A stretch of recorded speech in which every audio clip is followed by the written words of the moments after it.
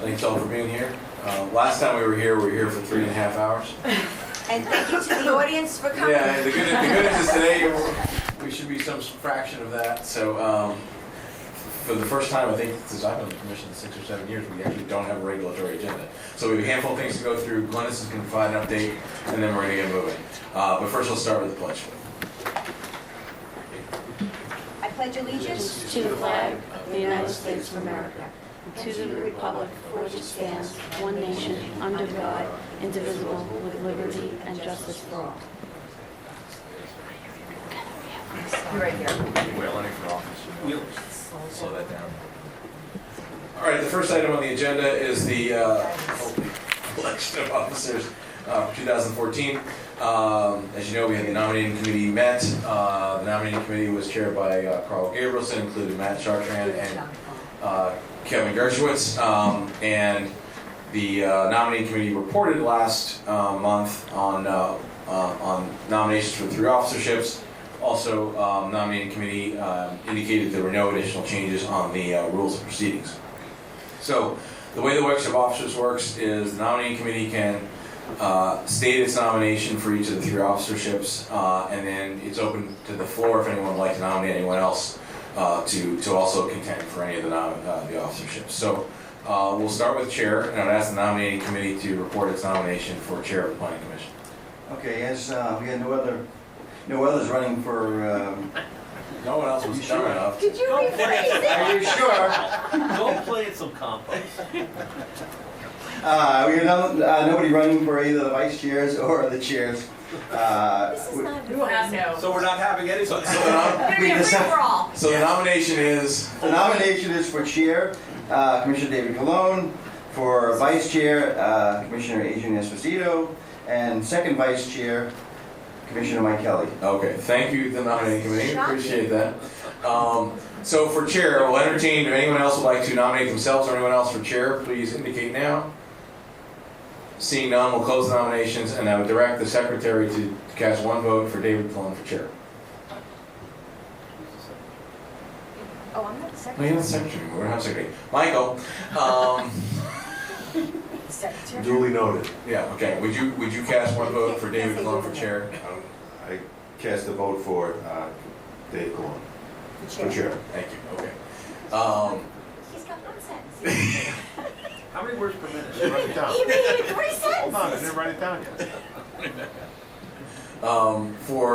I apologize, I was kind of, you were used to you being It's okay. It's okay. It was a little sexist.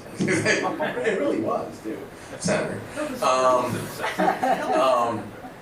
For first vice chair, the nominations for Adrian Esposito.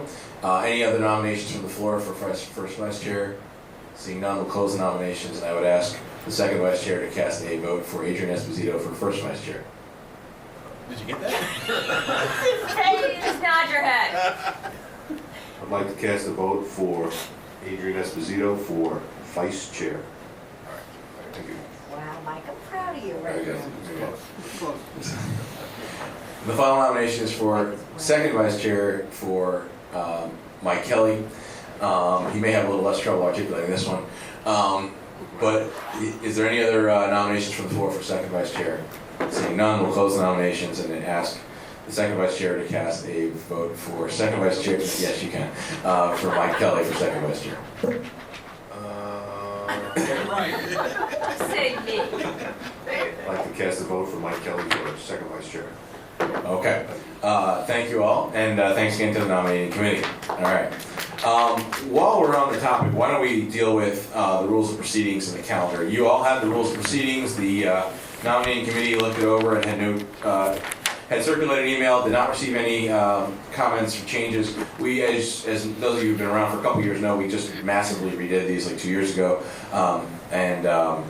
Both I went through them as well as our counsel, Tom Young, went through it, and there were no changes indicated from this previous, 2013. So with that, does anyone have any, let me just ask one more time, does anyone have any suggested changes to the rules for 2014? Seeing none, then we'll take the rules as they were and re-adopt them for 2014. I'll entertain a motion to adopt. Perhaps Commissioner Gabrielson, on behalf of the nominating committee, would make that motion. I'll make that motion. And I'll ask Commissioner Chartrand to make second that.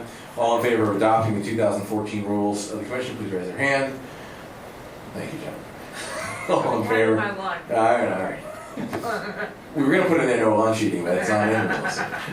One vote for salad. One more for salad. All right, it's a unanimous vote in favor of the rules. All right, the last thing while we're doing administrative stuff is the calendar, which I would ask you to take a look at.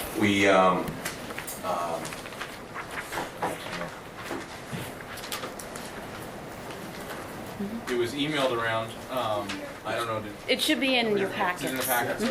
Okay. In short, we tried to do this year as we did last year, is try to balance ourselves in the county. We have ourselves here, obviously, in Riverhead next month in Hauppauge, and then we bounce back and forth a little bit. We have two sort of away meetings. One at Bergen Point Sewage Treatment Plant, which we're scheduling for May. That is in Babylon. Can I just say, I've been there many times. It really does stink a rooney.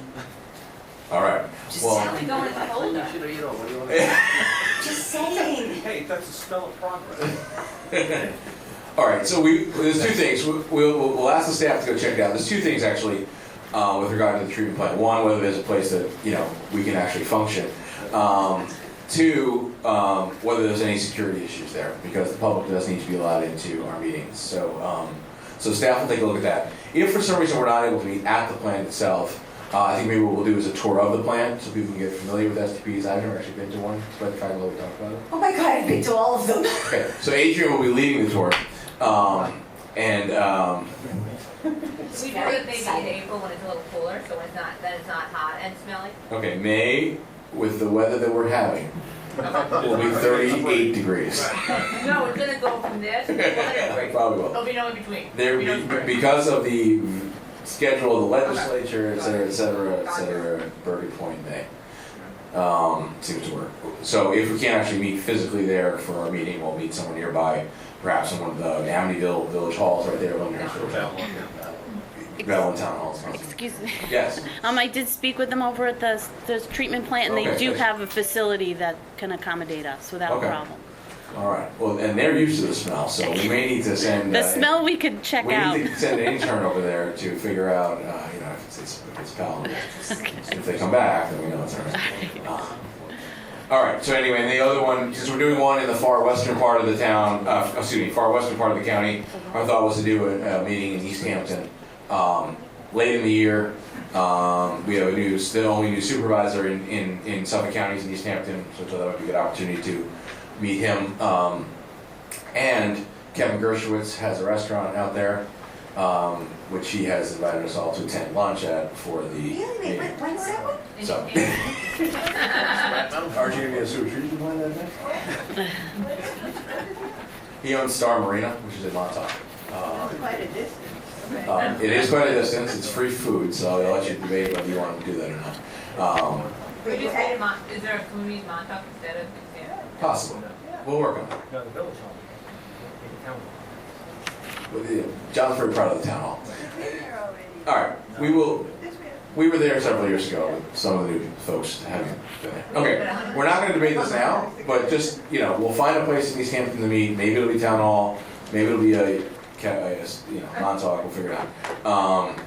But anyway, so note if you'd like that we're trying to do lunch, if you're available before the meeting in Montauk. So it's from Montauk, from one end of the county to the other. That's where we span. So anyway, that's the that's the proposed schedule. I want to thank Christine and the staff actually who made a lot of the calls to figure out where we could be when. Any objection to this schedule? Seeing none, I'll consider that approved, and we'll figure out the details on East Hampton and the Bergen Point visit as we get a little closer. Yeah, David, it's a pretty substantial drive from Montauk to East Hampton. It's at least 35 minutes. No. You don't think so? It's not the way I drive. Anyone who wants to drive with John is welcome to, and Barbara will bring him through. Well, it's just through Amagansett and then the stretch and then Montauk. It's Stretch It's is not. long. The summer people. Yeah, the whole point is the summer will be gone, hopefully the weather's still We'll nice. stay overnight out there, and he'll give us accommodation. You're welcome to ask Kevin about It's that. an unruly crowd today. So that's what happens when we have no agenda, no one in the audience to. There's no witnesses. And no one from the county except for. Just me. Yeah, well, Kevin's let's not not here dis- either. discount Alice, his name. but- Adrian, I didn't just, I said except. All right. Let me just give you a quick update on some stuff. Wait, it's your favorite part. Wait. Favorite part of the meeting. All right. So obviously it's been a while since we've been together. That's the other thing because we had the storm last month.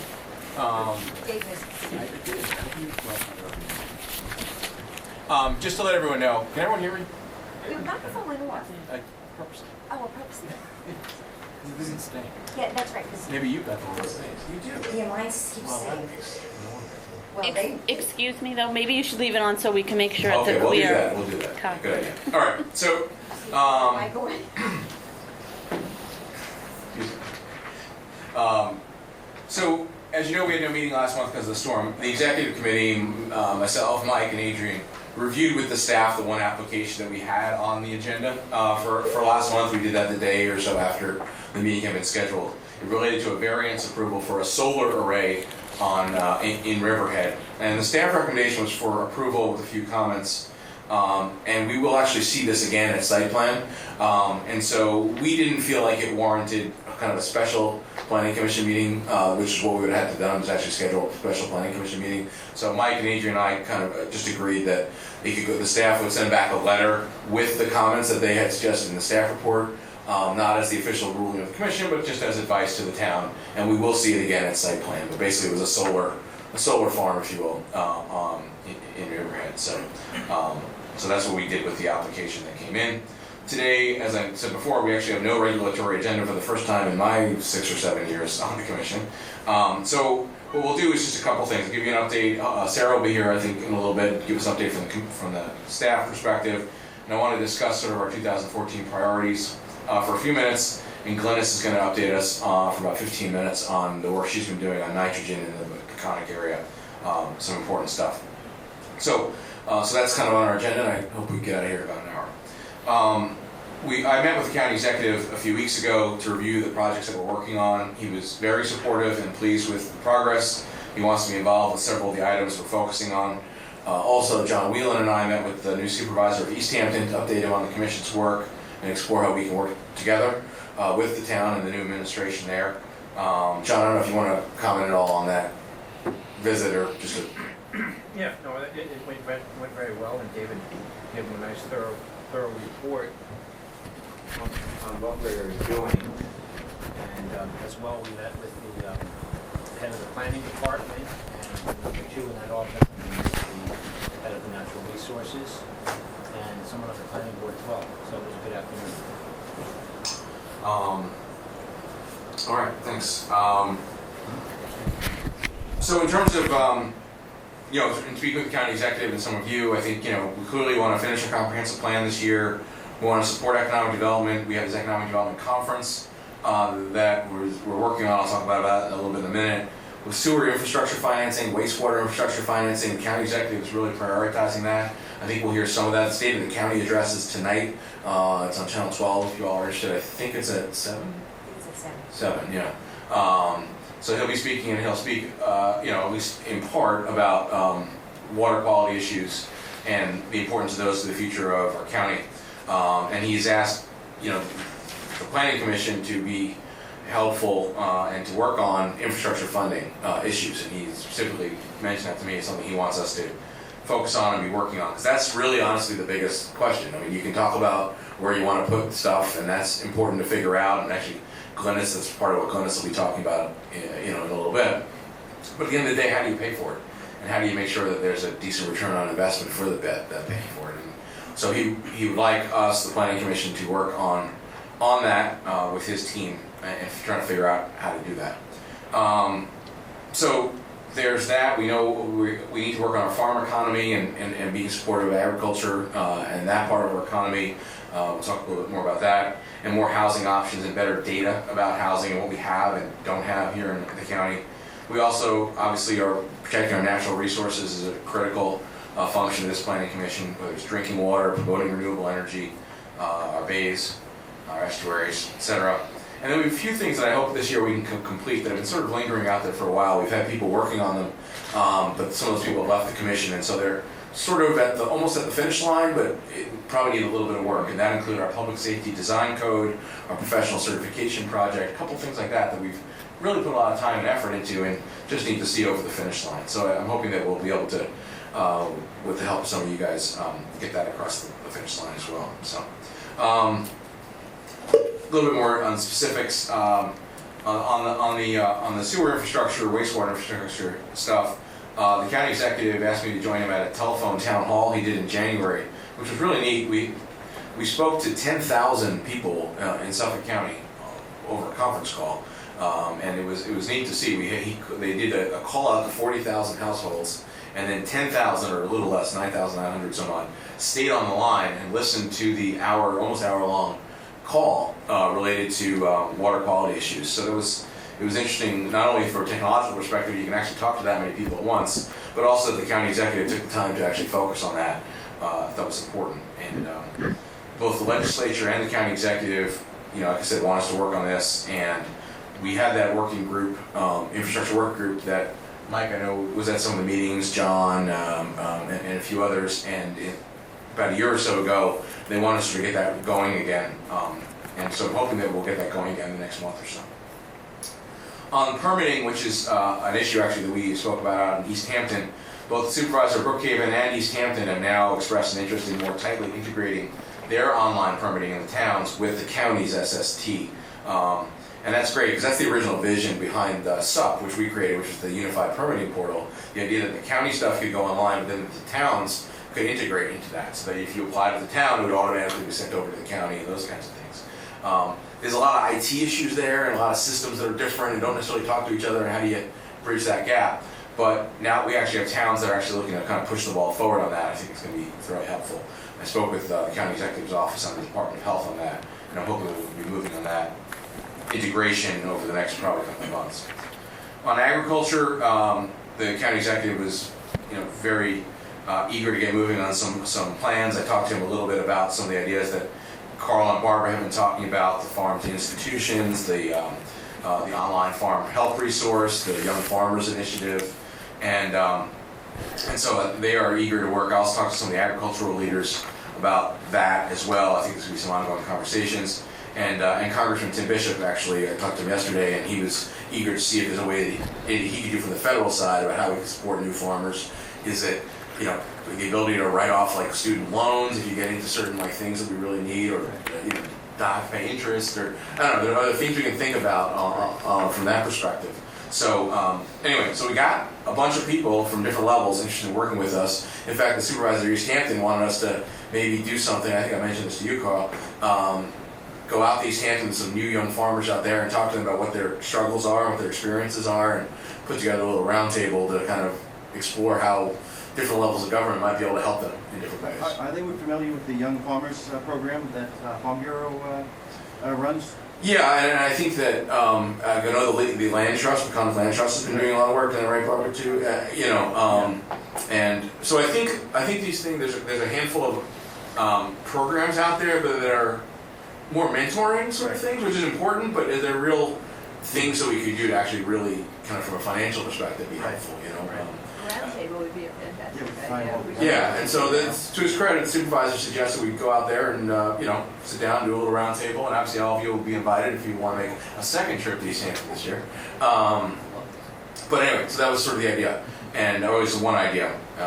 So we talk a little bit more about that. Professional certification, I mentioned this before, is something that Jennifer and John Finn did a heck of a lot of work on it, and we got it in memo form, and now Des Ryan, from the ABLI, has been talking to some legislators up there. So obviously the budget is critical right now in Albany, and that's the first priority, but after that, things starting to move on what's going to happen after the budget, and so hoping that will be one of the things that gets moved.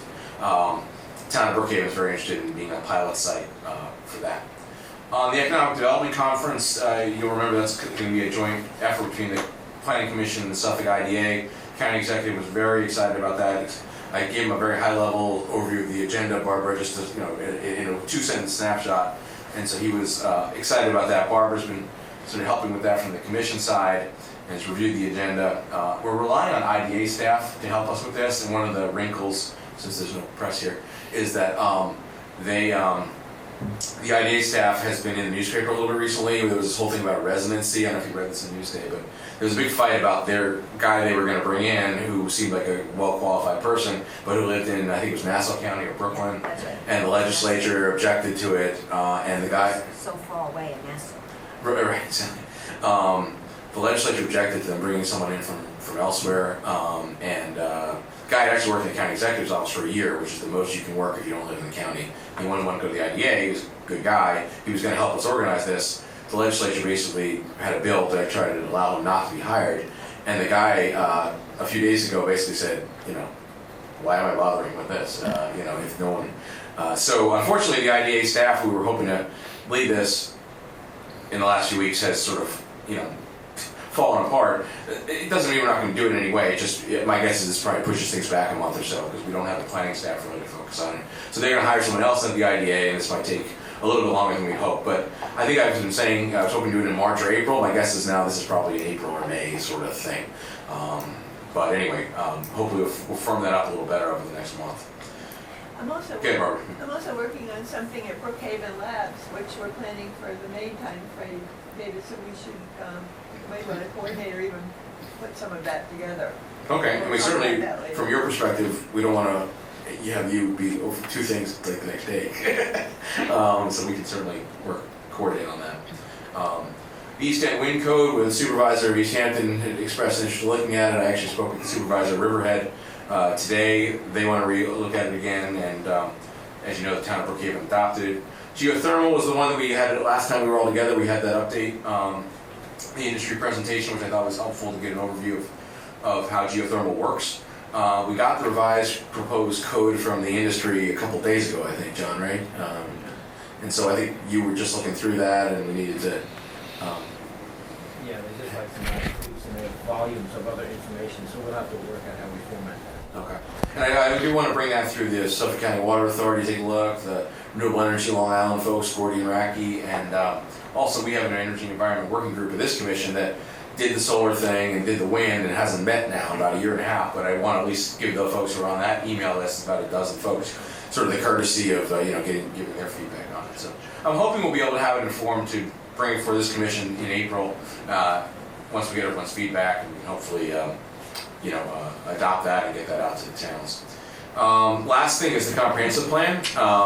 We have, as you know, one of our primary responsibilities on the county charter is the planning commission is to propose a comprehensive plan for the county. AKRF, their consultants, they've been here, once before us, and the working group has met with them on one other occasion. And I think we'll be meeting with them again this coming month with the idea that hopefully they're going to be finalizing their work product by the end of this month. And when Sarah comes, I think she should be here soon, she can give us a little more of an update on that. So, any other questions or thoughts on some of that? Yeah, Mike. Yeah, I'm a little bit worried about the master plan in one respect. The deadline for completion of it is the end of March. And we've got very, very tight guidelines and timelines on all of this. So I think we're meeting March 11th. We're supposed to submit comments by the 13th. Yeah. And then the consultants are supposed to write them up. So basically we're only going to be having really one shot at this, at seeing what they've created and what they've thought about, given the comments you've given, I've given, other people have given. Yeah. And we're not really going to have much time to, if you will, go into depth on it. Right. So we're going to have to move very, very quickly, and hopefully the consultants after the 13th will be, will take further comments if they are warranted. I mean, I have not seen their work product. No, I agree. That's obviously concerning, and Sarah's here and she can talk about it, but, They're having lunch out in Montauk. We were busy. Kevin, October 1st is the East Hampton meeting, so. That's kind of. But no, I mean, I think it's a valid concern. I mean, one of the issues I think is that the money sort of runs out from the consultants, and obviously, Sarah, we were just talking about the comprehensive plan and how do we feel comfortable with it, given that the consultants are going to be, finishing up this month, and there's some availability of ability to get the feedback certainly over the next couple of weeks, but what happens sort of thereafter. So maybe you want to give an update as to where. Apologize. Cut off. Sort of your thoughts on where they are at, and also sort of how we can envision the plan for, April 1st and beyond, sort of, adding other chapters and perhaps, melding that going forward. So anyway. Sure. So right now, I think many of the members of the subcommittee for the comprehensive plan have seen the first 3 chapters and have provided plenty of comments to the consultants. So that comment period has closed. There's been several months of that being open. So chapters 4 and 5 are the policy recommendations and action plan. And the contract, as you all know, ends March 30th. So we are expected to receive a draft of the last 2 chapters next week. And from there, we'll go through a number of iterations to provide comments. And then beyond that, it's really up to the members of the commission. My recommendation would be to look at where the final 2 chapters are, how comfortable we are completing the project. This could essentially be a never-ending project. And I prefer that, my recommendation to the commission would be that we look at the state of the last 2 chapters. We cannot, the funding source is NIMTEC, which is the New York Metropolitan Transportation Council. And we cannot request a funding extension. So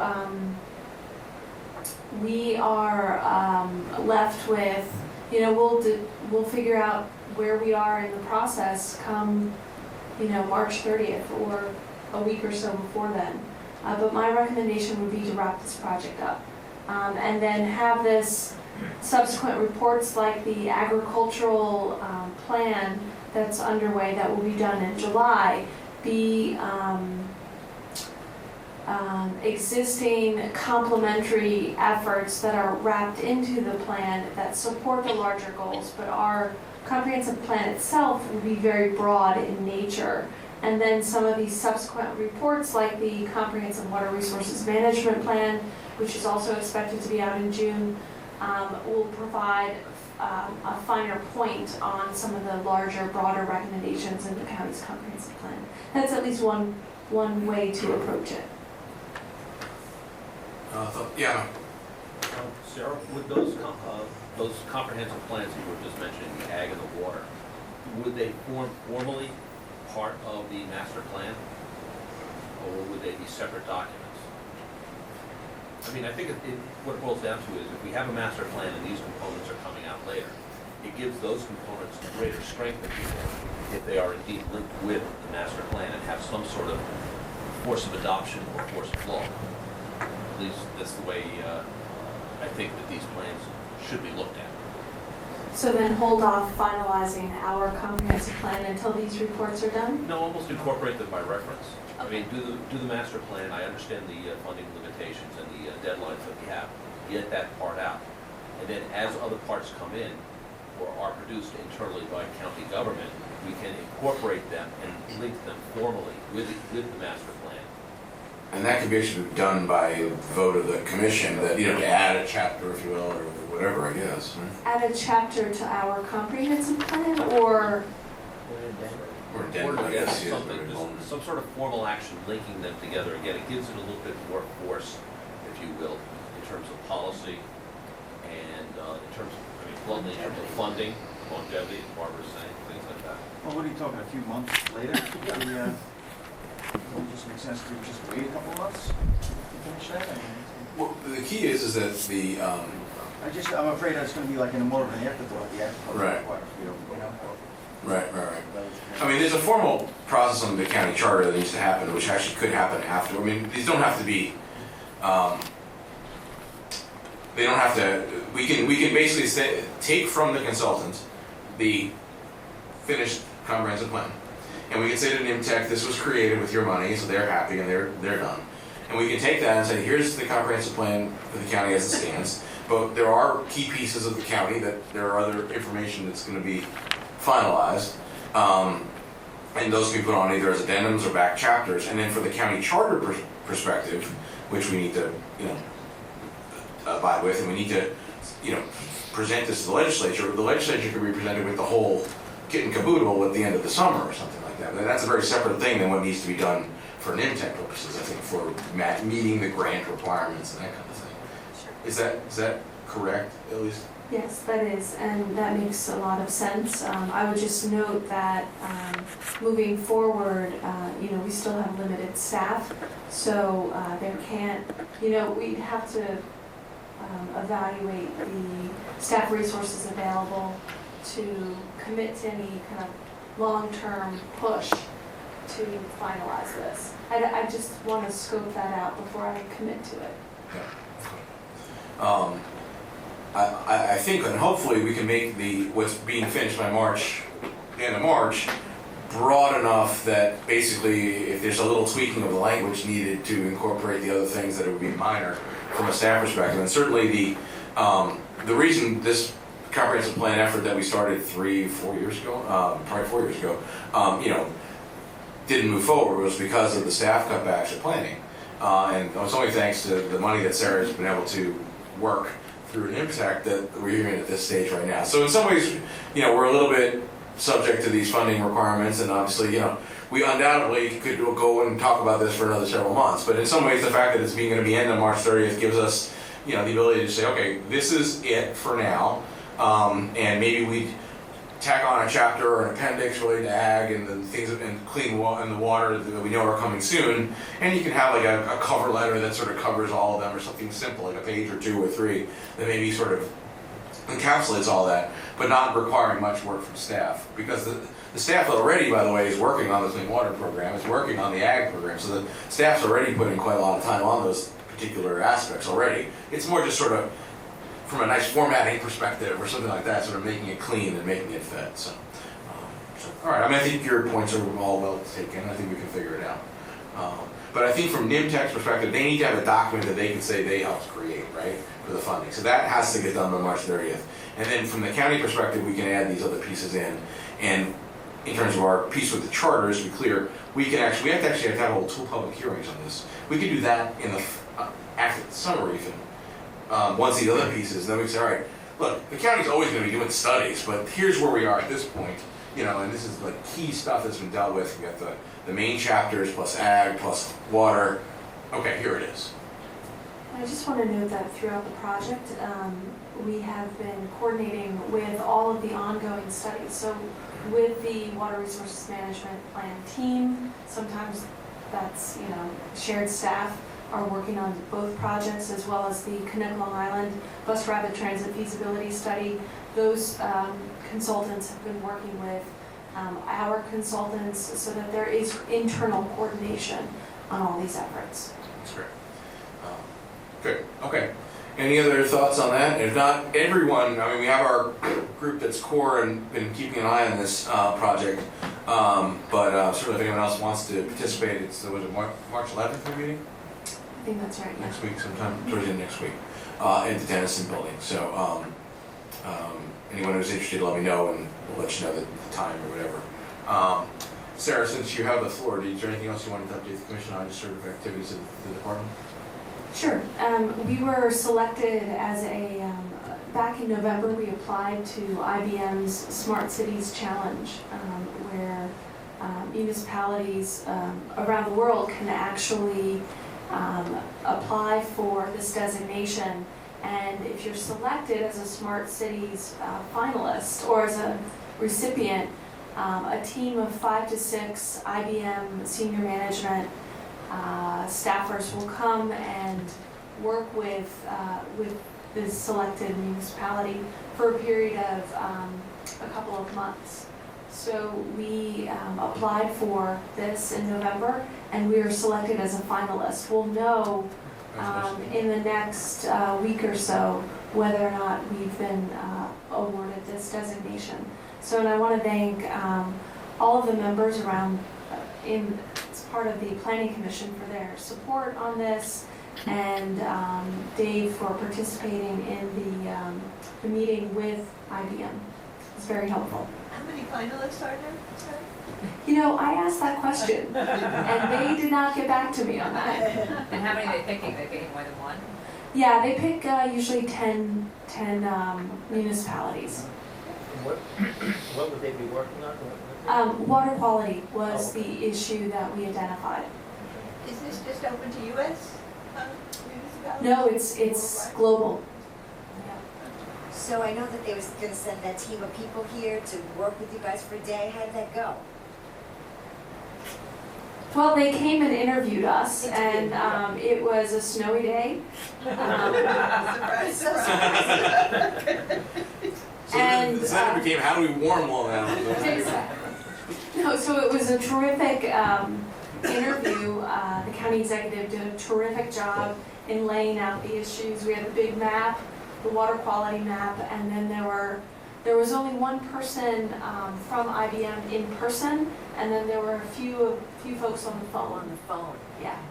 So, and then we sent, by way of follow-up, reams of studies and papers and things like that to make our case. So, I appreciate all of your help and encouragement along the way. So we'll let everyone know if there's good news to be shared, I guess, on that in the next couple of weeks. Is there anything else? Nope, that's it. Okay. All right, so 2 items left on the agenda we want to cover. One, Glennis is going to talk about some of the nitrogen findings she's had. She'll talk to around a little after 3 o'clock, about 15 minutes or so. And then I'd like to just circulate for you sort of a list I have of the projects we've been working on and get your feedback, and I'd like to try to take no more than about 15 minutes on that. So I'd like to leave probably around 3:15 if that works for everyone. So, Glennis, why don't you... Excuse me, Dave. Yeah. The minutes still need to be voted on? December's minutes? I'd like to make a motion. Thank you. I'm glad you're here. So, and we never closed the public portion, but I'm going to guess we probably can do that. Open and closed. Any objection? I'll make a motion. Yeah, you vote secretary. Yes, Madam Secretary?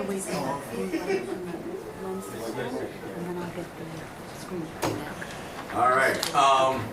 So we have 2 minutes, actually. One, while Glennis is getting set up, we have the December 2013 meeting summary and the January 2014 meeting summary.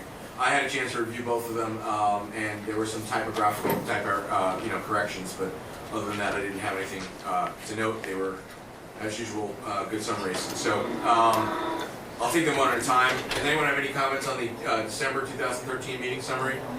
Seeing none, I'll entertain a motion to adopt it with the typographical, edits. Motion by Commissioner Casey, seconded by our second vice chair, re-elected, Kelly, by his own vote. A tough race. And then the January 2014 meeting summary, same thing, some typos and that kind of thing, but other than that, pretty straightforward.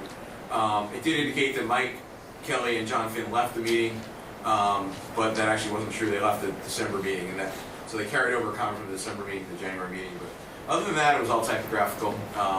And any other comments on the minutes from January? Seeing none, I'll entertain a motion to adopt the minutes with the typographical edits and the fact that Mike and John were actually at the meeting the entire time. So moved by Vice Chair Kelly, seconded by Commissioner Chartrand. All in favor, please raise your hand. Did we raise our hand on the other one too? Yes. We did not.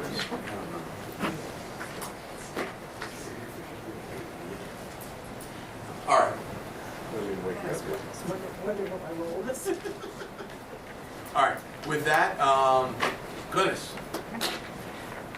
Peconic Green Growth got involved with this.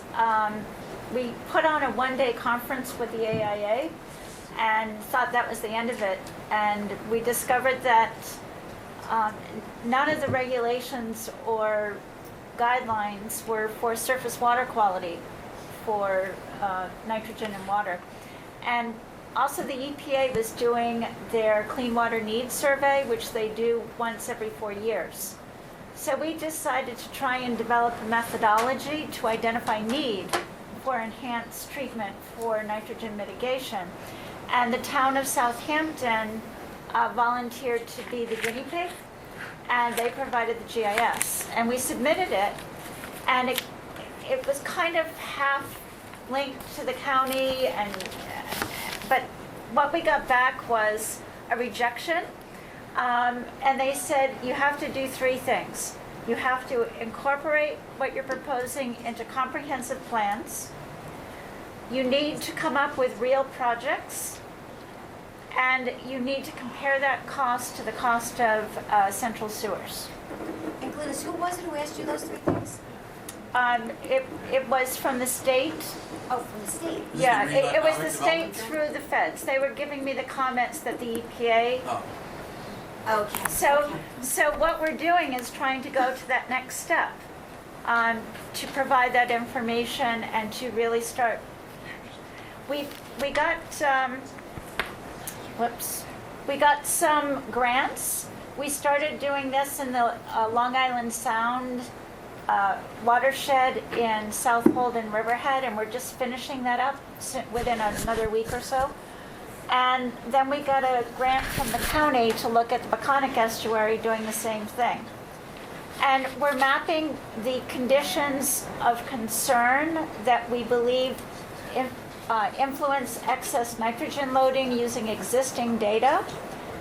We're doing a survey to get reaction of residents on a variety of things, both from their systems and their openness to the idea of enhancements and also cost information.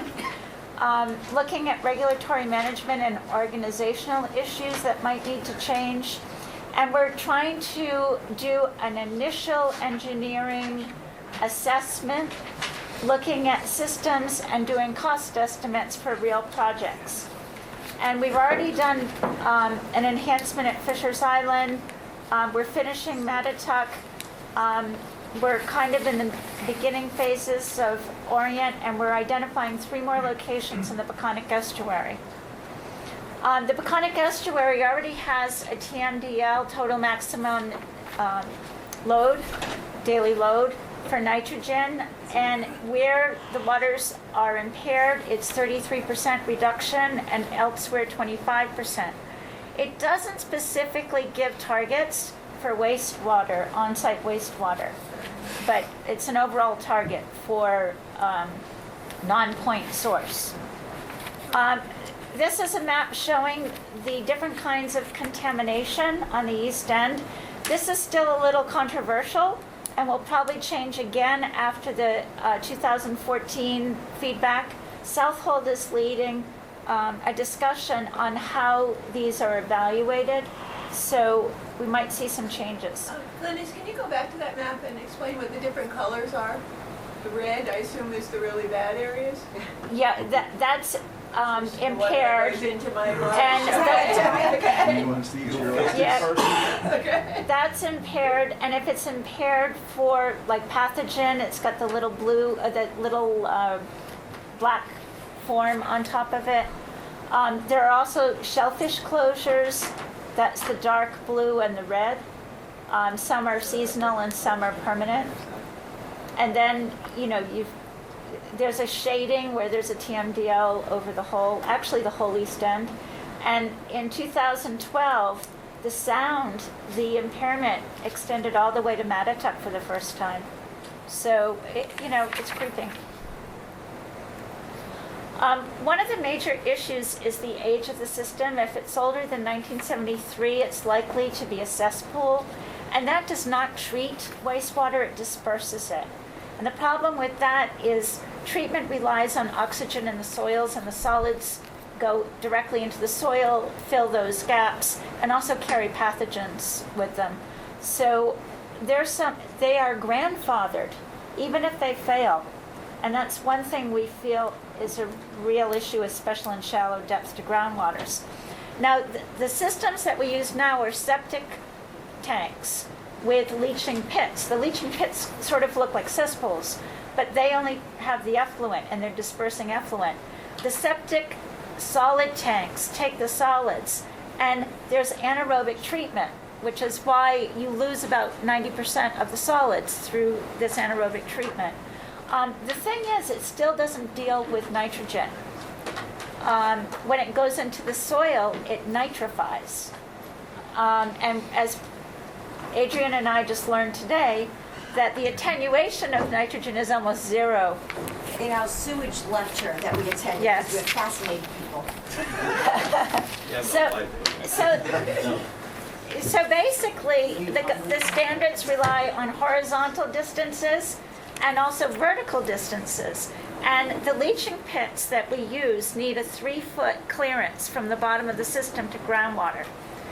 Now, that only changed in the 90s. So that also means anything older than, I think it was like 96, probably only has 2 feet. On top of that, with climate change, we're expecting the groundwater to rise from 1 to 2 feet on the east end, which means even if something's compliant now, it's not going to be. And we put these systems and they last a long time, so it's not like you can just rip it out every 10 years. Linus, what is the estimated nitrogen loading for septic? Is it around 35-36% of the nitrogen loading into the kind of estuary areas? I'll show you a map that the nature, I will answer your question more specifically. Okay. Depths to groundwater, we mapped depths to groundwater. What we did is we looked at the county standards, and at certain depths it kicks in a different design level, where they have shallower rings and more rings. So we took all those levels and then added 2 feet to deal with climate change increases and mapped that. So anything in a colored zone will likely fail by the year 2080. Any color? Any color, And when you say 2080. Great clear. Okay. Now, Now, I'll be contaminated. The good news is you won't be dead. and when you say contaminating, I mean, are we? My legacy. you're going to not have enough So depth, it'll be touching the groundwater, or it will be less than the 3 feet required. a small buffer.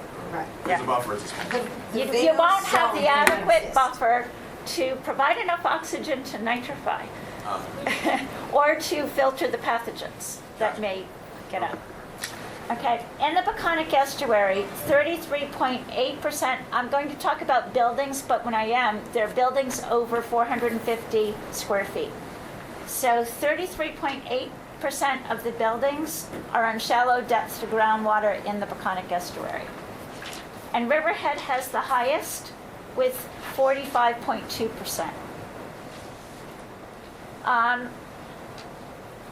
And that's the actual figures by town and by category.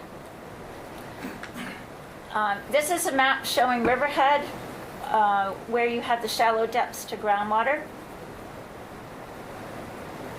And we also evaluated it by hamlet, because there are 2 aspects here. One, you can focus on the hamlet that, has the most number. And then we also looked at percentages, because sometimes a community would have a higher percentage even if it had a lower number. So North Sea and Flanders are hamlets of issue. In Riverhead is, and also Southold for actual numbers. We then mapped flood and storm surge, because especially if you have a cesspool, if you have a temporary condition, that's going to pull out the solids into the soils and have an impact. It's not as much of an issue with septic systems. So, and also if you're going to put a system in and it's community, you want to try and get the treatment out of these zones so it's not as vulnerable. Flood zones, 4.8 are in the 100-year flood, 12% are in the 500-year flood, and Southold has the highest with 15.4% of the buildings in a flood zone. Now, the slosh zone it is the blue, and that's for storm surge. And with that, the numbers are higher. 32%. Oh, this is what Southold looks like, that has the highest level of flooding and storm surge. And you can see like Orient and Greenport are really inundated. So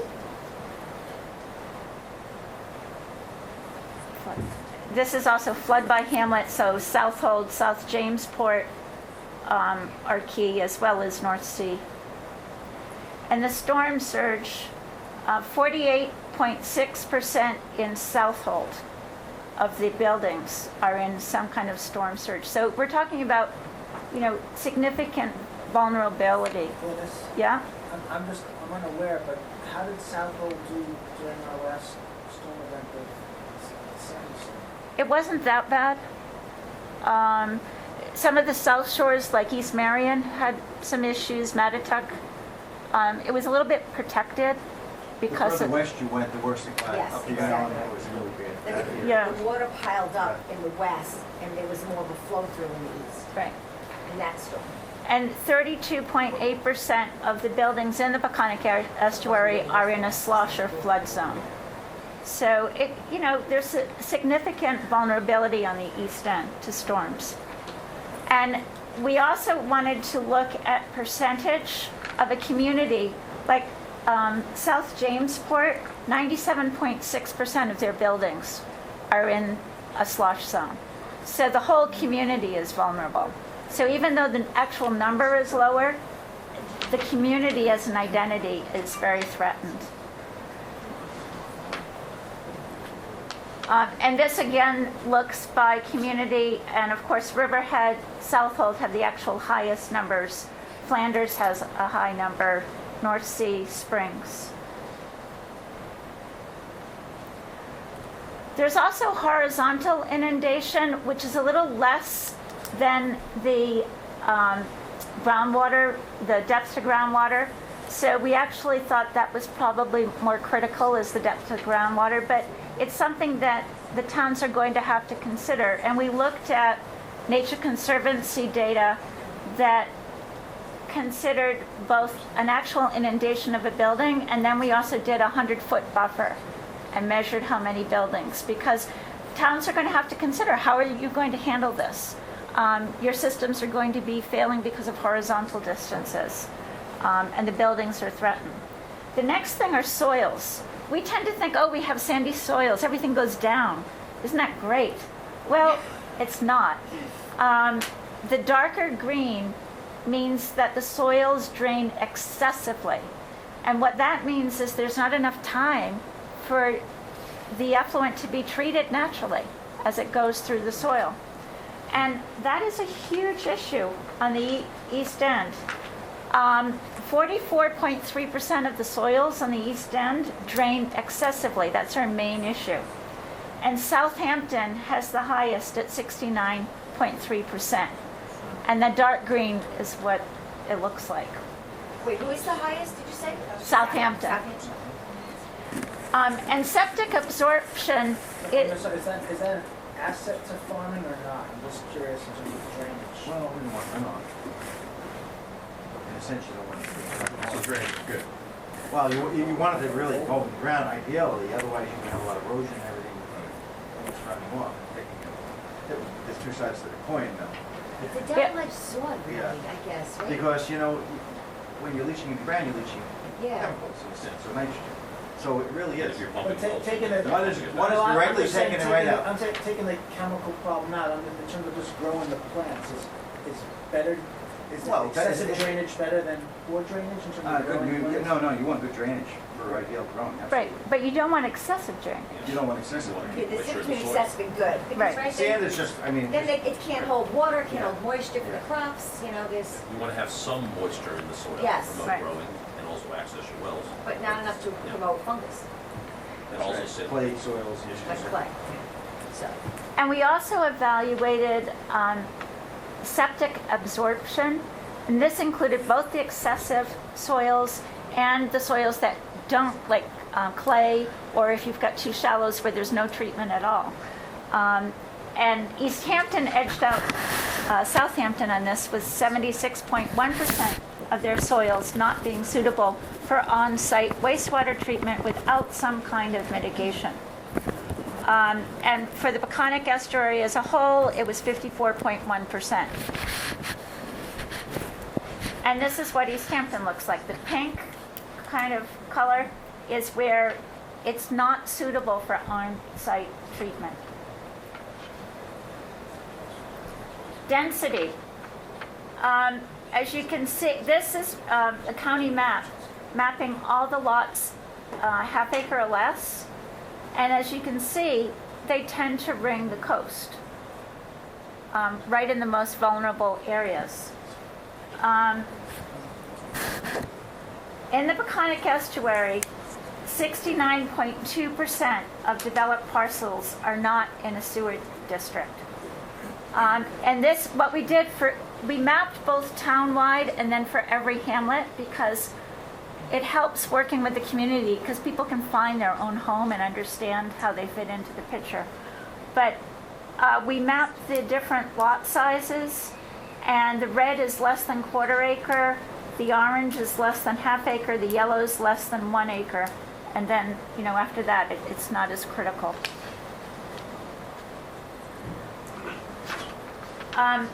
23.1% of the vacant properties are not in a sewer district. So we still have an issue moving forward with future development. And Shelter Island had the highest number. I talked to them yesterday, and they want to work with me on that to see how much of that was preserved. So we're going to look at that together. But this is a map.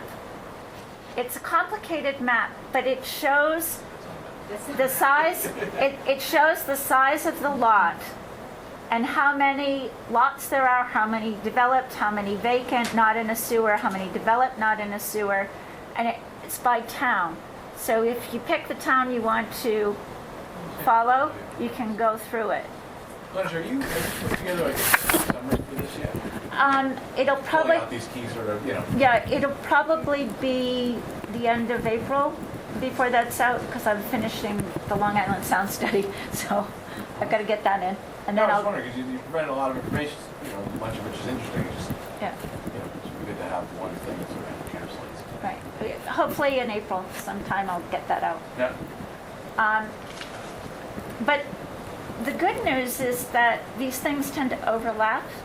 So it's the small lots that are in the, old neighborhoods that have the cesspool that are right on the water and shallow depths to groundwater. So what it means is if you do something, you're likely to hit all these conditions at once. Also, we like small lots. We like smart growth. These are in the same hamlet. The bottom right is built to code, and the one on top is historic land use patterns. And you can't build the historic land use patterns to current code. So that's an issue that we need to look at. So these are maps. This is East Hampton showing where the densities are, and there are pockets of density. We also mapped non-conforming lots to Article 6. So we mapped any lot less than 20,000 square feet. The yellow is developed and the red is vacant. And this is pointing to, I think this is where we should start because it doesn't even meet our existing code. So I think the situations are critical when they're added to the other natural conditions. So we don't even need to wait for changes. And another thing that we have to consider out here is what kind of goal do you have? 50 or 75% reduction, and hopefully we're getting to 90%. And there's been a lot of talk about that. On one project we did, they said, well, we can reduce the cost of a $3 million project by $300,000 if we treat to 50% instead of the 75% or the 90%. I said, well, that's not cost effective. So it's much more cost effective, since you're putting in the infrastructure, for a clustered approach to treat to the maximum that you can. And this is an argument for subsidy, because what it means, if you're trying to get the nitrogen down in a whole watershed, if you have some critical projects that are targeted for priority areas, the overall cost may be less to pull down the nitrogen in that watershed. And we did a survey, and most people felt that this kind of thing was valid for public subsidy. And particularly for new developments, right? That would be ideal, because you just build it in. Right. And then, Right. right. And then the other thing is how many people per house. Suffolk County has been getting a free ride because we only have an average of 3 people per dwelling. And in a tourist area, or in either an expensive or a lower income area, you tend to get more crowding, just because of the cost or the seasonal issues. So that means that the systems are likely to be overloaded seasonally, and we have that happening out here. The other thing is the county did these wonderful maps on how long it takes groundwater to reach surface water bodies. And the pink is the 0 to 2 year influence zone. So the good news is that if you do that, if you start at the coast, it just makes sense to start at the coast and work in. They all have an impact on the water, but you're going to start having an impact sooner if you start closest to the water body. It's not rocket science. And 47% of the buildings in the Peconic Estuary are in the 0 to 2 year influence zone. So again, you know, we've developed right along the coast, historically and in contemporary times. Southold has the highest percent with 61%. And this is a map showing the 0 to 2 year influence zone. And so what we did is we overlapped all these conditions, we gave them points, and anything that was in the middle or high priority zone, that's the red or the orange, we flagged lots that were less than a half acre, because we thought those would be good target areas for clustered approaches. And we mapped that for each of the towns on the East End. So that's East Hampton, Riverhead, Shelter Island, Southampton, and Southold. The red areas somewhere there? The red and the orange areas, but where you see the black marks, that's where a cluster might make the most sense. And then, you know, you have conditions like in Riverhead where each peninsula is almost like its own cluster. So, you know, one thing I don't know is if they're close together, if it makes sense to link them or not. Interesting to find out sort of if you were to do, you know, each of these individually, just at a high level, to figure out, you know, approximately what the cost would be to do, you know, each of these. At least at a high. What we actually have, in Mattituck, we looked at 100 homes and we figured that a step system was the cheapest. And it was about $35,000 per household. And then they looked at the other half. One time, or does that include the OEM, or is that? That's a one-time capital cost. That's the input, and then there's an annual maintenance cost. Right, and then, yeah, and we've got that in the report as well. And then on the other side, they did a more general estimate and increased it to about 400 homes, and they got the cost down to about $25,000. Now, in Flanders, for a central sewer system, they were getting $66,000 per household. So, you know, I think these kind of systems are going to be a little more cost effective. Again, it depends on the configurations. And looking for reuse is important. Irrigation, 58% of per capita water use is for outdoor uses, and this could easily be used, wastewater could be reused for this. And we looked at Sag Harbor, and an issue that's coming up for it makes more sense to have like a central sewer there, and we mapped where you could put the system, and it's basically all on parkland. It's either parkland or farmland. So that's going to be an issue when we're looking for solutions in some of these areas. And this is the Broward Woods. I told you that we looked at where the cost is about $35,000 per household. How many households was that again? 100. And this is the most cost-effective way, is to add secondary or tertiary treatment to systems that have already built to the max under Article 6, because you're not putting in the infrastructure. And this is a system we evaluated for Fisher's Island. Again, it deals with 100 homes, and the cost came down to $15,000 per household. And issues you have to think of is what is your goal? Are you looking at future or existing conditions? We have to start looking at total pounds of nitrogen, not just flow, because the marine environment can only handle so much nitrogen loading, and TMDLs actually do figure this, and as we approach on-site systems, we have to consider total pounds as well. And how do we balance drinking water and surface water body standards, and do we have localized targets versus universal targets? And then we have to look at management and all the different things that come with that. And that's it. Thank you, Glenn. I know it's a tremendous amount of work. Thank you for that. And it would be good to get, as we look at doing like multiple systems, or if you were, what would it cost? Certainly to have some kind of ability of economies of scale if you're doing several systems at the same time, and what would that cost be? This is actually why I'm also arguing that traditionally we create sewer districts based on the infrastructure. And I think for this kind of thing, we need to start thinking of large districts. It could be the whole county, it could be the whole town, it could be the whole watershed. But the bigger, the better, because then you could have a low fee that kind of subsidizes the work. And also the administration.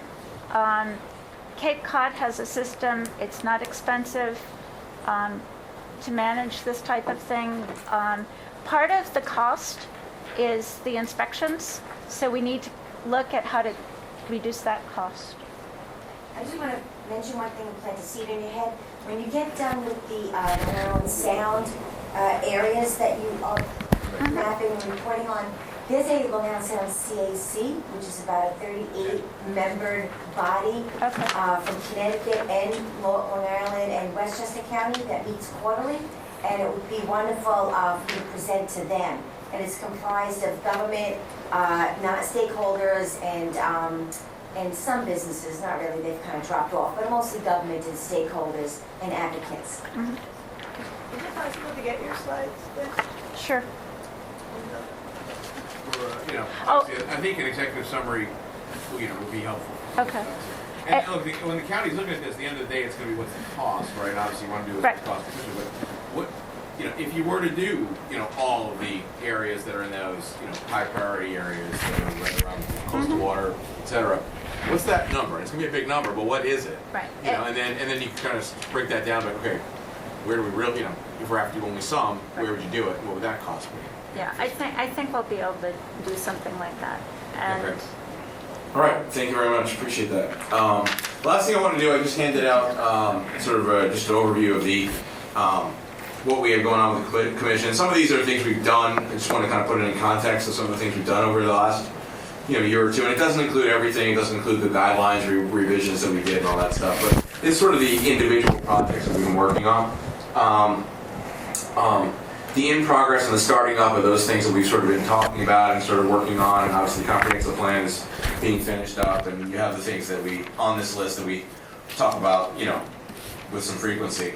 But I wanted to put this in context. John and I used this list when we went out and spoke with the supervisor of East Hampton. It just sort of was a good way to kind of look at sort of some of the things that we're doing. And I also went through this list with the county executive a couple weeks ago.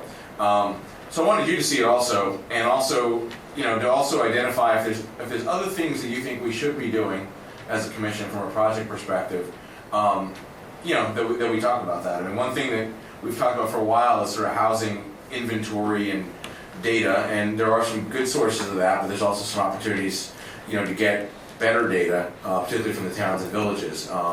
something we've talked about for a year or two more maybe. We haven't really worked on it. I know that there's, we might have some folks who are interested in working on that. But if there are other things that you see on this list, things in particular that you're interested in working in the in progress or starting up area, or that you think anything else you think we should be working on. I'll tell you one thing that I think will probably, because I don't know if we have someone to run it, will probably drop off the list, and that's the TOD, Downtown and Clustering Model Zoning Codes. It's in the starting up section, but there are now a bunch of that good stuff out there, and there are examples on the web, and we don't want to be reinventing the wheel. I mean, we can simply point towns and villages to, good codes that are out there. The town of Brookhaven is putting together, such a code, or has put together such a code, and some of the others as well. So that's one where I think we may wind up sort of dropping off our list given everything else we have going on. But if there's things that should be on the list that aren't on the list, and if people have specific ideas, welcome anyone mentioning it now, or can email. We can talk about it next month. So anyway, David, would you mind? Yeah. Just as a new member, I'm not all that familiar with what's happened in the past, but what about historic preservation or historic properties? Yeah, was that? That was something I was supposed to do, but I haven't gotten to it yet. Yeah, that was. Thanks for raising that. I think did I take that off this list? Yeah, I didn't see it on it. Yeah. The buildings is not an issue. That's the problem. They shouldn't be. So that was something that we spoke about with Splia, right? Was that a year or so ago now? And actually, Charlotte, you guys remember Charlotte? Yeah. Bolton helped sort of lead some of the work on that before she moved to California probably 2 years ago. Yep. Year and a half. And our Shelter Island member also, she was very. Yeah, so Linda Holmes was big on that as well. And Jen. If you'd like to spearhead it, I'll help you since I'm on the Huntington Historic Preservation Commission, so I do have some interest in it. I just wasn't able to get it. Yeah, I was just going to offer to assist you. I don't know about taking it. Maybe the two of us can talk a bit, but I think it's something worthy of discussion. Yeah, co-parenting. Co-parent? Share it. I like co-parenting. We parent things here, apparently. It's the same thing. Yeah, really. Except they don't talk back, the project. It's take a little longer. Some do. Some do. So the issue with the historical preservation was this. Some of the towns and villages have good code on it. Others don't have anything. It's a big problem. And it's a hodgepodge, I think, too. So the question was, could this commission and Splia, Society for the Protection of Long Island, Antiquities, Preservation of Long Island Antiquities, had actually met with us or met with Charlotte. I don't know if I you didn't meet with them actually, but they because this is a problem and they can't really deal with it, right? I mean, for a quick example, like in the town of Huntington, we cover certain areas, but there's certain areas that aren't covered by Huntington at all, like the little municipalities, like Northport, there have been issues that have come up that a building in Northport got knocked down, but it was out in the village parameters, not in the town. So then the town of Huntington couldn't get involved, so they knocked down buildings.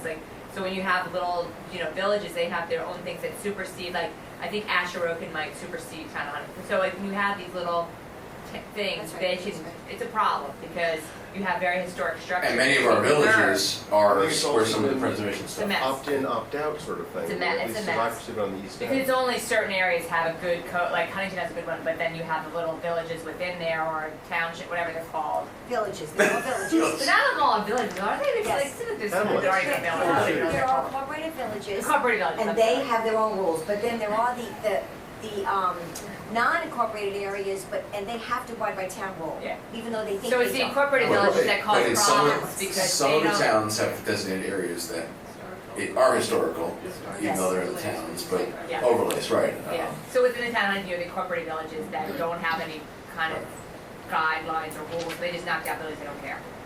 That's how you lose really beautiful old.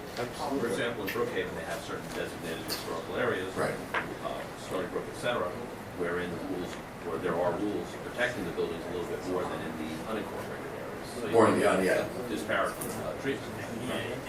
So, look, great. We have co-parents for that, and if you guys want to talk offline, maybe about what we could do about it, I'm happy to join you or help you think about that.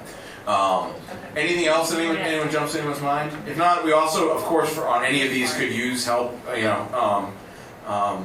We do have folks working on most all of them, but always more help is always welcome. So anyway, we'll just leave it at that. I just wanted everyone to see this list and know everyone's working on. I know I kind of rattle through a lot of stuff at the beginning of every meeting, but there is sort of a context to all this. And I think a good summary also some of the things we've done over the last at least couple of years. So I think we can be proud of a lot of that. So. Can I ask a quick question? Yep. What's the farm to school under this starting up with the agriculture in Suffolk County? What is it? I don't know. Well, we're trying to sell direct from the farmer right to the school districts and things like that. But big problem right now, briefly, is we only really grow 5 to 6 months out of the year. And schools aren't. And schools need a consistent supply, so we're trying to extend that growing season. I think, Carl, were you the one who had the idea that like maybe there's a way to marry it with a puzzle piece, like local could provide for some part of the year, but then if you could have a dedicated source coming on the off year, like in the winter, maybe if you put the two together, then the school could say, okay, I know I'm getting my produce, my carrots are going to be there all year long, and I'm going to buy from this part of the year from the local, and the other part of the year from somewhere else, overseas or wherever. And currently, are there any local providers out here providing to the schools? Is that happening? No, not for that reason, because they don't have a consistent. They're going really through the brokers right now. Okay. And but I mean, it's how about starting with like some of the private schools? Would that be a way to do it first? Again, the problem is consistency. If the private schools, the nice thing with them is they have more flexibility. Exactly. That's why I brought it up. I mean, I know when my daughter is like they have a supplier, but maybe you could work with that. But I think it's a great idea to bring that to the schools. Maybe have the kids come see where the food's coming. Like you could do a whole big circle. And and they work that way. It's much better. I've talked with Cornell, and we were trying to get off a seminar for farmers to extend their growing seasons, and we want to get greenhouses into that growing year round where we're empty, and so it's a work in progress, and it'll take a little while. Just two things real quickly. In the completed, there's still things that you and I discussed. The wind, the turbine code and the green methodologies. I know East Hampton is going to be interested in that, so I'm going to work with you on that in Southampton, Colorado. So those things are still on the Yeah, no, that's a good point. I mean, East Camp, the wind code was done from our perspective in the sense that like we completed the code, but certainly rolling it out to and trying to get some more of the towns interested, that is ongoing. And as John mentioned, I should have mentioned this earlier. One of the big things that that East Hampton mentioned is that they weren't aware of the green methodologies thing that we put together, and they actually would be interested in perhaps getting this in the hands of developers in East Hampton so that they could propose things consistent with the green methodologies document that we put together. Actually, Adrian really was the spearhead behind that 2 or 3 years ago. So we may need to every once in a while sort of ping the towns about some of this older stuff that, hey, they may want to be aware of. It's on the website, staff maintains the website, etc. But if it's not top of mind, it would be a good thing to remind when we're there. Okay. Anything else? Anyone else wants to raise? If not, I was just saying that East Hampton's interested in green methodologies document. And we told them about that. We got that to them, right? Or I sent it to them? You did. Yeah. But the green methodologies document that you had put together was something they were interested in and had forgotten about or whatever. With the planning board, so the site plans. They were saying they had the site plans. That would be excellent. And I just want, we are actually Citizens Campaign for the Environment, also in collaboration with the National Wildlife Foundation, I think. We're doing a joint project on some of the municipalities on the North Shore, some of the villages and the towns, to do a complete survey of why they aren't using more green methodologies, what would be the ones that they could feel more readily implement, and then to make it more accessible to them. So we'll let you know as that project, we just launched that a week ago, we'll let you know as that project advances and how hopefully it's going to promote green methodologies when we actually see the plans come to us, and the towns will be saying it instead of us saying it to the towns. That's the goal. Yeah, that's great. And the good news is East Hampton was certainly a willing partner on that, and maybe there could be some others as well. So to the extent you guys if you talk to your towns or any of the people in the planning department, just drop a note. Mention to them that we do have this green methodologies document. It's an easy document on the website. You can and you guys can get a copy of it also if you need to email it to someone. That actually shows how you do it and how things that can be required. And it exists here on Long Island. There are places that have implemented it and very successfully so. All right. Anything else? If not, we'll entertain a motion to adjourn. Motion by Mr. Kelly, seconded by Mr. Schillingberg. All in favor, please raise your hand. All right, we'll see you next month, and we'll be in. Or maybe tonight. Yes, if any of you people are interested, some of you may be attending, but also Channel 12, State of the County. See you next month in Hopper.